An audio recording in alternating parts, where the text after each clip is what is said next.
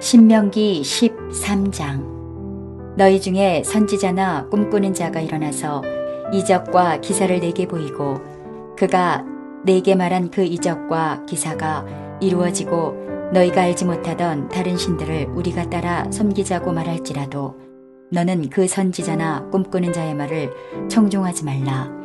이는 너희의 하나님 여호와께서 너희가 마음을 다하고 뜻을 다하여 너희의 하나님 여호와를 사랑하는 여부를 알려하사 너희를 시험하심이니라.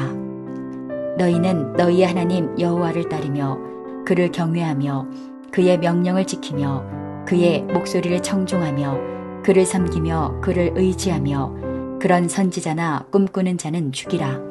이는 그가 너희에게 너희를 애굽 땅에서 인도하여 내시며 종되었던 집에서 속량하신 너희의 하나님 여호와를 배반하게 하려 하며 너희의 하나님 여호와께서 내게 행하라 명령하신 도에서 너를 꿰어내려고 말하였음이라. 너는 이같이 하여 너희 중에서 악을 제할지니라.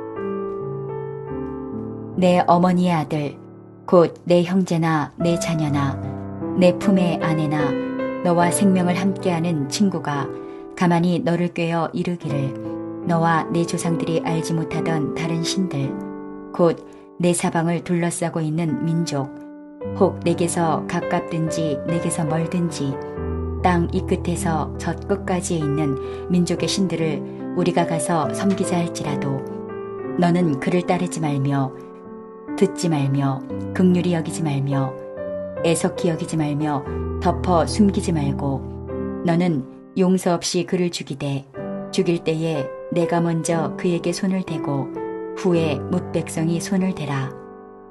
그는 애굽 땅 종되었던 집에서 너를 인도하여 내신 내 하나님 여호와에게서 너를 꿰어 떠나게 하려 한 자이니 너는 돌로 쳐 죽이라. 그리하면 온 이스라엘이 듣고 두려워하여 이 같은 악을 다시는 너희 중에서 행하지 못하리라.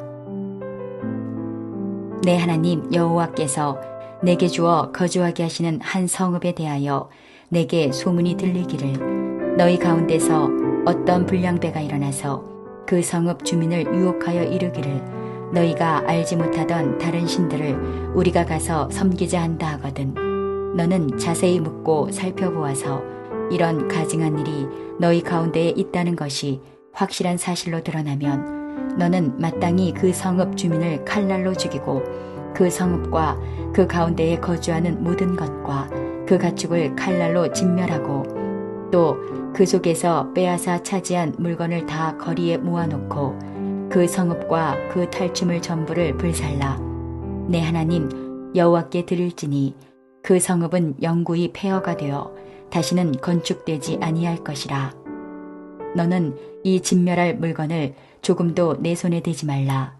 그리하면 여호와께서 그의 진노를 그치시고 너를 긍휼히 여기시고 자비를 더하사 내 조상들에게 맹세하심 같이 너를 번성하게 하실 것이라. 내가 만일 내 하나님 여호와의 말씀을 듣고 오늘 내가 내게 명하는 그 모든 명령을 지켜 내 하나님 여호와의 목전에서 정직하게 행하면 이같이 되리라.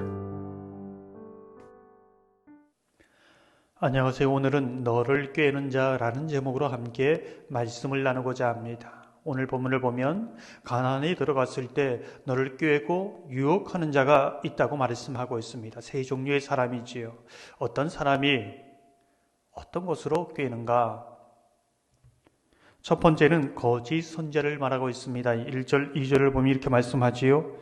너희 중에 선지자나 꿈꾸는 자가 일어나서 이적과 기사를 내게 보이고 그가 내게 말한 그 이적과 기사가 이루어지고 너희가 알지 못하던 다른 신들을 우리가 따라 섬기자고 말할지라도. 거짓 선지자의 특징은 무엇입니까? 굉장히 강력합니다. 꿈을 보고 이적과 기사를 보이고 그 눈앞에서 이루어지는 것이지요.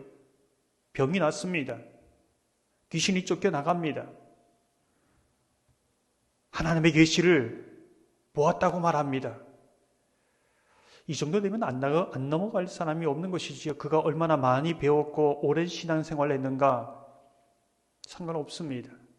정말 여기가 하나님이 살아계시고 역사하시는 곳이구나 이렇게 착각할 수 있는 것이지요. 왜 그랬을까요? 오늘 하나님께서는 시험하기 위한 것이다 이렇게 말합니다. 무엇을 시험합니까?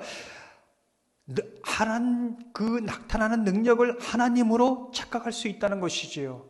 우리가 정말 붙잡아야 되는 것은 하나님과 그의 말씀입니다.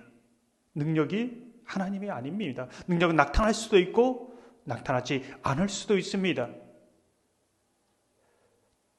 돌이 떡으로 바뀌는 것, 그럴 수도 있고 그렇지 않을 수도 있지요.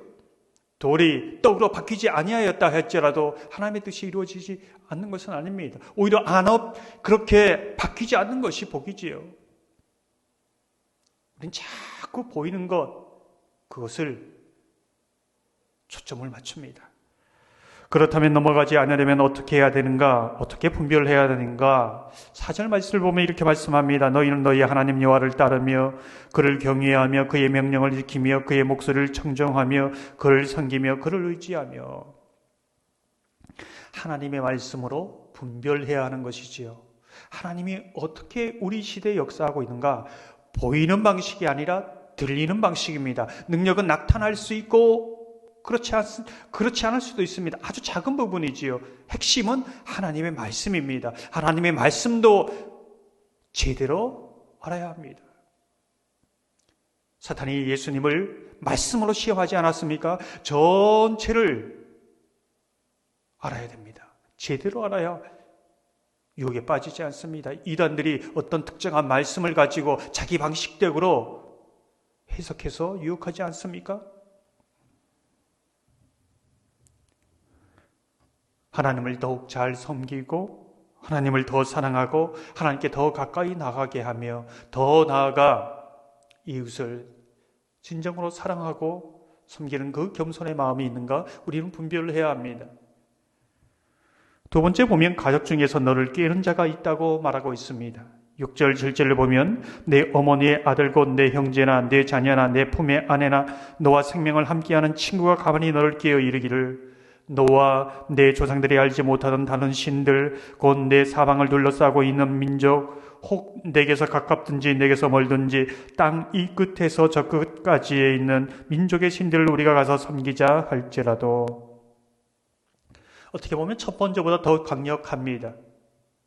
거절하기 힘든 것이죠. 가족 중에 형제나 자녀나 아내나 유혹합니다. 분별해야 한다는 것이지요. 주목해서 보면 너와 생명을 함께하는 친구, 생명의 은혜일 수도 있습니다. 피로 맺은 형제와 같은 의형제일 수도 있습니다. 하지만 정에 연연해서는 안 된다는 것입니다. 하나님의 진리 이 부분에서는 타협이 있어서는 안 된다는 것이지요. 세 번째 보면 교회 공동체 안에서 너를 꾀는 자가 있다고 말하고 있습니다. 13절을 보면 너희 가운데서 어떤 불량배가 일어나서 그 성읍 주민을 유혹하여 이르기를 너희가 알지 못하던 다른 신들을 우리가 가서 섬기자 한다 하거든. 교회 안의 성도들 안에서도 유혹이 일어날 수 있습니다. 좋은 성경 공부가 있다. 중요한 것은 우리의 공동체 안에 알곡과 가라지가 함께 공존한다는 것입니다. 왜 그렇게 하시는지 알 수 없습니다. 그것도 우리가 판단할 수 없습니다. 우리가 알곡이 되어서 우리가 믿음에 바로 서서 그를 진리 가운데 인도하는 역할을 감당해야 하는 것이지요. 마지막 때가 되면 거짓 선지자, 가족, 성도 전반기적으로 미혹이 일어나고 우리를 꿰며 하나님을 향한 믿음을 저버리게 한다고 말씀하고 있는 것이지요. 저와 여러분이 말씀 위에 굳게 서서 늘 승리하는 복된 삶이 되시기를 주님의 이름으로 축원합니다.